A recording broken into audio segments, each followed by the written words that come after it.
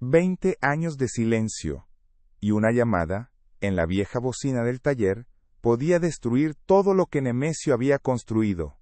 El polvo fino de cuero molido flotaba como una niebla eterna en el pequeño taller de Nemesio, mezclándose con el olor dulce del pegamento y el amargo del betún.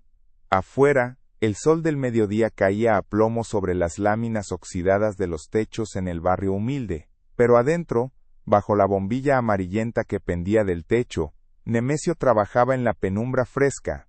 Sus manos, curtidas y fuertes, sostenían un zapato de mujer, de esos que llamaban de tacón bajo, un encargo urgente de la señora Hortensia, la de la tienda de abarrotes.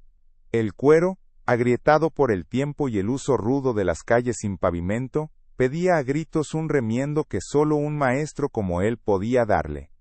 Nemesio, con sus 55 años bien llevados, aunque la espalda ya le avisaba de las jornadas interminables, era de los últimos zapateros de oficio verdadero en el pueblo, de los que no solo pegaban una suela, sino que entendían el alma del calzado, la historia de cada pisada.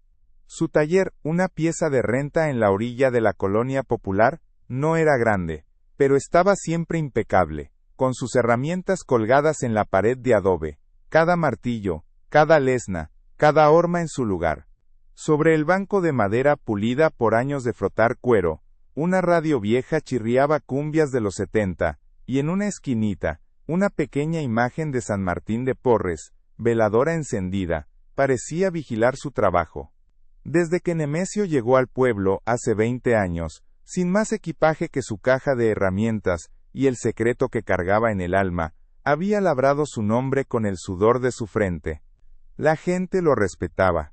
Lo buscaban por el buen precio y el trabajo fino, por su silencio prudente y su palabra justa. Había visto pasar crisis económicas, la renta del taller que de pronto subía 1,000 pesos, el kilo de frijol que se duplicaba en el mercado, pero Nemesio siempre salía adelante, a puro pulso y con la fe puesta en Dios. Cada par de zapatos que reparaba era una pequeña victoria, un ladrillo más en la reputación que con tanto esmero había levantado. Pero esa mañana, el zumbido constante de la radio y el rítmico golpeteo de su martillo contra la suela no podían apagar la inquietud que le roía el pecho. La noche anterior, el teléfono público de la esquina, ese que nadie usaba ya con los celulares en cada bolsillo, había sonado. Y la voz, al otro lado, después de tantos años, le había helado la sangre. «Soy Eusebio», había dicho, sin más. Su hermano, el que había desaparecido como un fantasma una noche sin luna, el que se llevó consigo una parte de Nemesio, que creyó perdida para siempre. La voz le había anunciado su regreso, para después del mediodía. Un regreso, que no era solo el de una persona, sino el de una verdad que Nemesio había enterrado tan hondo, que a veces, casi creía que nunca había existido. El aire se sentía más pesado que de costumbre. La pequeña bombilla parpadeaba, como si también presintiera el temblor que se avecinaba. Nemesio intentaba concentrarse en el zapato de la señora Hortensia, pero sus manos, de repente, no respondían con la misma firmeza. Sintió el nudo en el estómago, el mismo que le apretaba el alma cada vez que recordaba aquel pasado que había intentado borrar con cada puntada, con cada remiendo. El peso del secreto era como una piedra que, después de 2 décadas, amenazaba con derrumbar el delicado equilibrio de su vida. El respeto de sus vecinos, la paz de sus días, todo podía venirse abajo en cuestión de horas. De pronto, un sonido distinto rompió el ritmo del taller. No era la cumbia ni el martillo. Era el arrastrar de unas pequeñas chanclas por la tierra del camino y el tintineo de algo metálico. La cortina de cuentas de colores que servía de puerta para el pequeño local se hizo a un lado, y por ella se asomó la cabeza de un niño. Era Miguelito, el hijo de la señora Candelaria, la costurera de al lado. Tenía unos 8 años, la cara manchada de tierra y la mirada vivaz. En sus manos, apretaba un camión de juguete de metal, roto, con una de las ruedas desprendida. «Don Nemesio», dijo el niño, con esa voz aguda que a veces parecía un pajarito. «Mi camión se descompuso. Usted que arregla de todo, ¿me lo puede arreglar? Es mi favorito. Mi abuelo me lo trajo de lejos, antes de que se fuera al norte. Nemesio suspiró, intentando calmar el torbellino en su mente. Miró el camión en las manos del niño, un juguete viejo, golpeado, pero atesorado. Una pequeña rueda, suelta, rodaba en la palma de Miguelito. Había algo en la textura de ese metal frío, y en la pregunta inocente del niño que, por un instante lo transportó, no al presente, no a la inminente llegada de su hermano, sino a un recuerdo. A un olor a tierra mojada después de la lluvia, y a un sonido de risas infantiles que había olvidado, o creído olvidar, por completo. Pero Nemesio no se detuvo a pensar en eso. Solo asintió con la cabeza, tomando el camión con una lentitud inusual. Claro que sí, Miguelito, respondió con voz ronca. Déjalo aquí, voy a ver qué se puede hacer. Nemesio intentó calmarse. El camión de Miguelito estaba sobre el banco, un recuerdo mudo de una tarea sencilla en un día complicado. Afuera, el sol de la tarde empezaba a inclinarse, y con cada minuto que pasaba, el tic-tac del reloj en su cabeza se hacía más fuerte. La señora Hortensia había pasado por su zapato, y Nemesio apenas recordaba si le había entregado el cambio exacto. Su mente era un revoltijo de imágenes viejas, rostros difusos, palabras sin terminar. Eusebio. Esa palabra, como un eco, resonaba en cada rincón de su taller. Volvió a tomar el zapato de tacón bajo, esta vez uno de un cliente distinto, el señor Ramiro, que necesitaba un parche en la punta.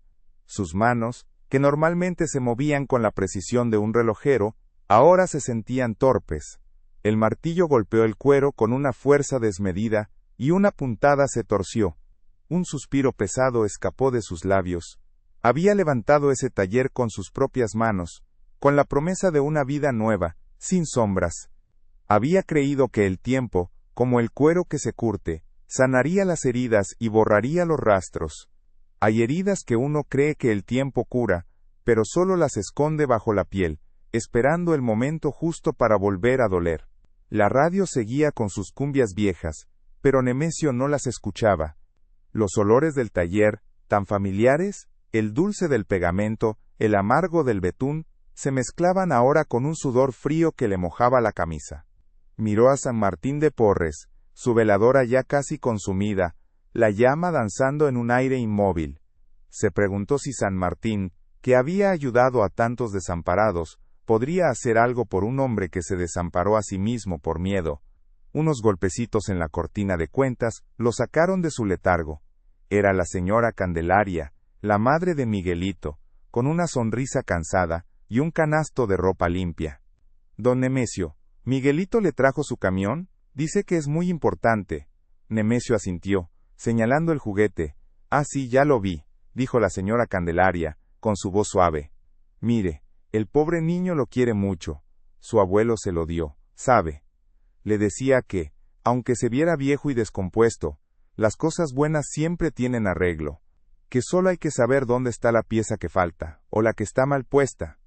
La señora Candelaria recogió su canasto y se despidió con un que le vaya bien, sin saber la tempestad que se cernía sobre el zapatero.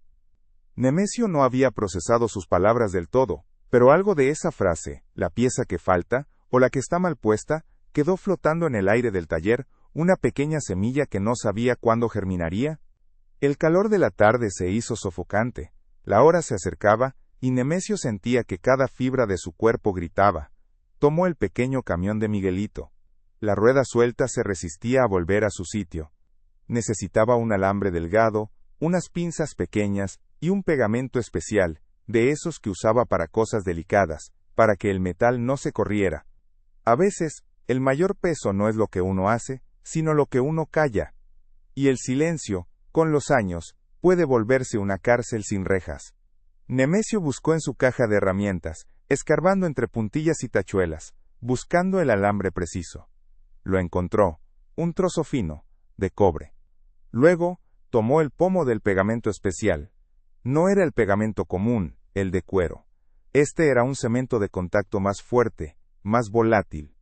Al destaparlo, un olor químico, penetrante y dulzón, llenó sus fosas nasales. No era un olor que usara con frecuencia, solo para trabajos muy específicos.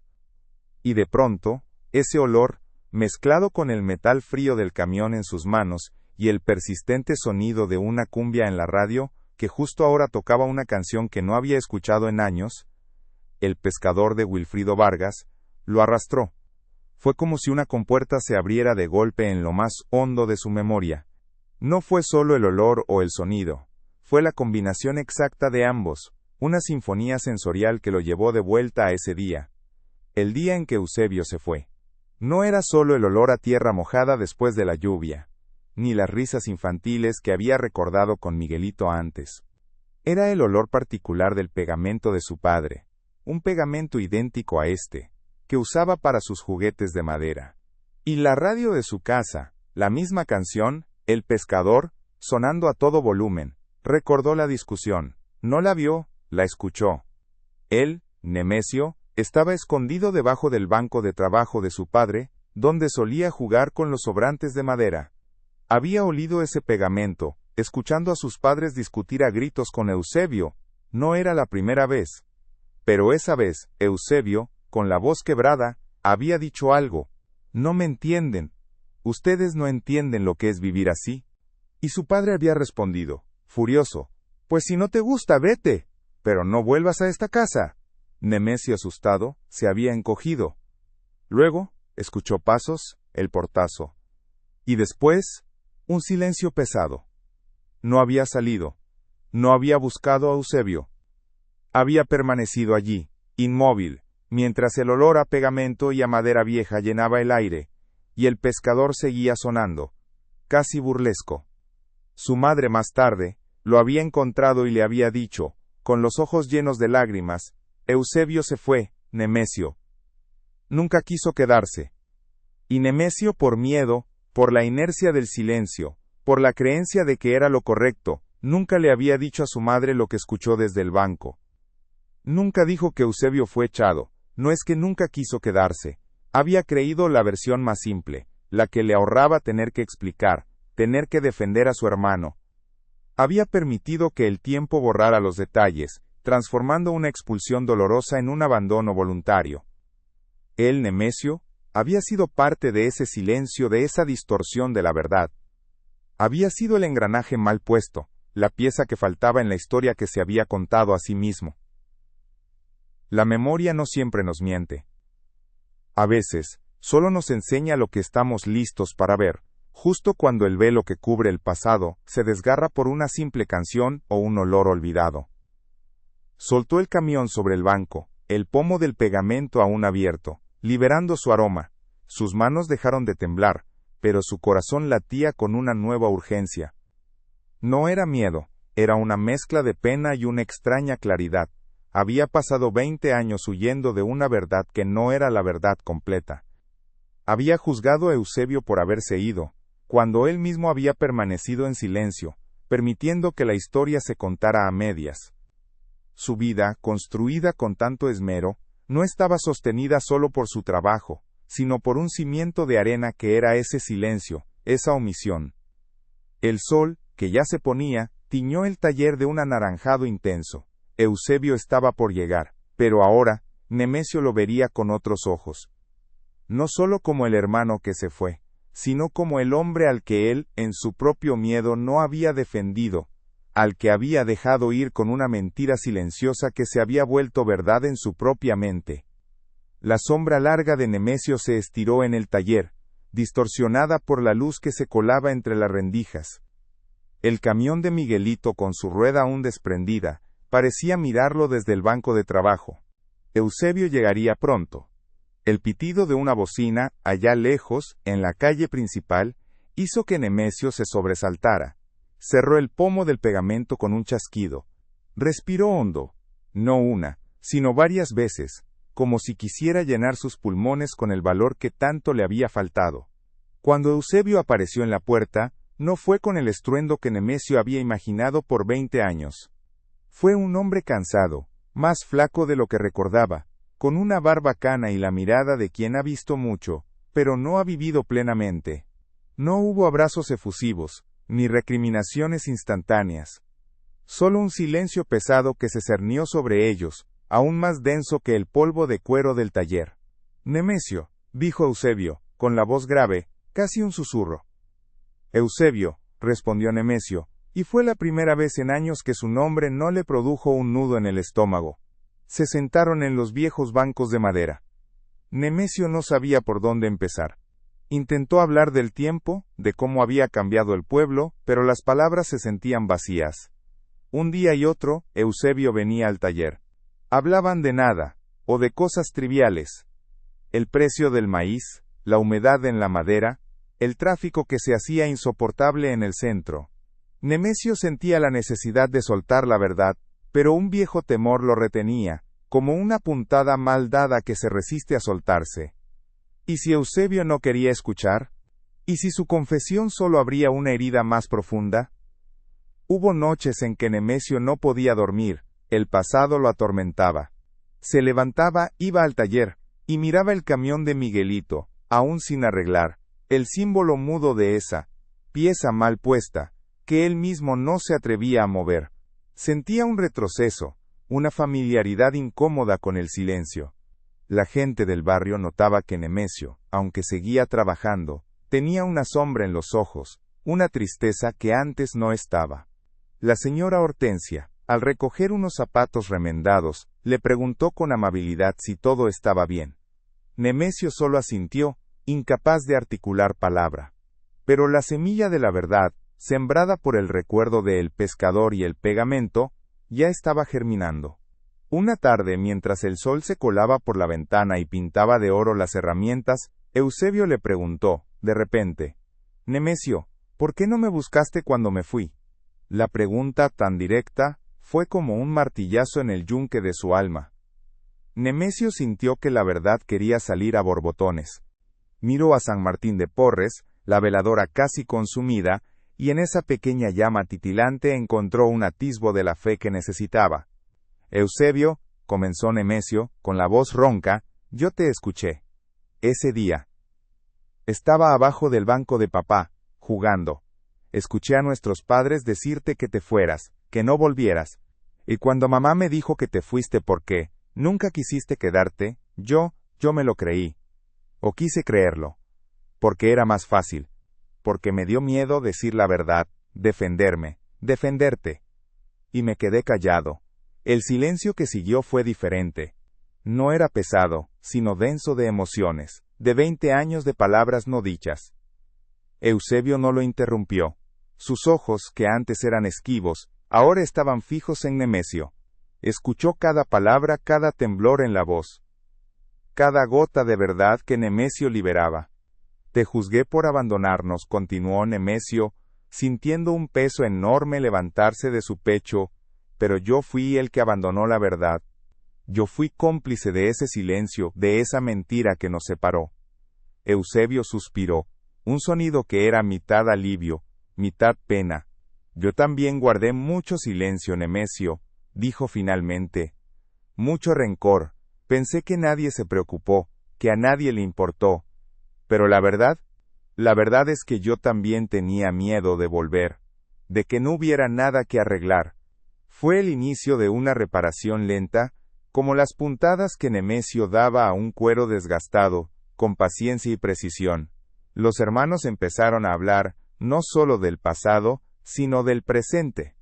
Nemesio le ofreció a Eusebio un lugar donde quedarse, en un pequeño cuarto detrás del taller, que usaba para guardar material. Al principio, Eusebio dudó, su orgullo herido aún le impedía aceptar. Pero Nemesio insistió, no con lástima, sino con la quietud y la firmeza de quien ha encontrado su propio centro. No es caridad, hermano, le dijo Nemesio. Es poner en su lugar una pieza que estuvo mal puesta por mucho tiempo. Es hora de que el tejido de nuestra familia se remiende bien. Eusebio, aunque reacio al principio, terminó aceptando. Empezó a ayudar a Nemesio en el taller, aprendiendo poco a poco el oficio, sus manos torpes al principio, pero cada vez más firmes. El ambiente en el pequeño local cambió. Ahora había risas, conversaciones, y a veces, hasta disputas sobre cómo debía ir una puntada, discusiones que no eran de rencor, sino de la vida misma, de dos hermanos que se redescubrían. El olor a pegamento que una vez fue el disparador de un recuerdo doloroso, Ahora se mezclaba con el aroma del café, recién hecho que Eusebio preparaba cada mañana. Un día, Miguelito apareció por la puerta del taller, con un nuevo juguete roto. Pero esta vez, no era un camión, sino un pequeño caballito de madera, al que le faltaba una pata. La cortina de cuentas tintineó, y el niño, al ver a Eusebio ayudando a Nemesio a lijar una suela, se quedó inmóvil. Eusebio, con una sonrisa, le guiñó un ojo. La señora Candelaria, que pasaba por ahí con su canasto de ropa, también se detuvo. Vio a Nemesio más erguido, con una luz diferente en los ojos, y a Eusebio, que por primera vez en años no parecía un fantasma. Don Nemesio, dijo la señora Candelaria, con una sonrisa de esas que no preguntan, sino que entienden, se ve que las cosas, cuando se arreglan de verdad, brillan diferente. Nemesio asintió, tomando el caballito de Miguelito, y en sus manos, la pequeña pata de madera ya no se sentía como una carga, sino como una simple tarea de restauración. La pieza que faltaba, o la que estaba mal puesta en su propia vida, él la había encontrado. Así es como la verdad, Nemesio lo aprendió, es como un zapato viejo. Por más que intentes esconder sus roturas con betún, o parches provisionales, siempre acabará por ceder. Pero cuando te atreves a descoserlo por completo, a ver la herida tal cual es, y con paciencia y herramientas adecuadas, le das una puntada firme, un remiendo honesto, entonces ese zapato puede durar muchos años más, incluso volverse más cómodo que antes. La lección no estaba en evitar el dolor de la ruptura, sino en la valentía de repararla desde su raíz, reconociendo nuestra parte, por pequeña que fuera, en el descosido. Él había tardado 20 años en entender que su propio silencio era la pieza mal puesta en el tejido de su vida, la que impedía que todo lo demás se mantuviera en pie. La paz que había buscado, no estaba en olvidar sino en recordar, perdonarse, y extender una mano al pasado que regresaba. Si ya cargaste el peso de un silencio por años, si sabes lo que es darse cuenta de una verdad a medias, compártelo aquí con nosotros, escribe tu propia experiencia en los comentarios. Y si la historia de Nemesio te hizo pensar en esas piezas que, a veces, nosotros mismos dejamos sueltas, suscríbete y dale like, eso ayuda a otras personas a encontrar este canal y quizás, a reparar algo en sus propias vidas. Dale like, suscríbete, y activa la campanita para que no te pierdas más historias como la de Nemesio.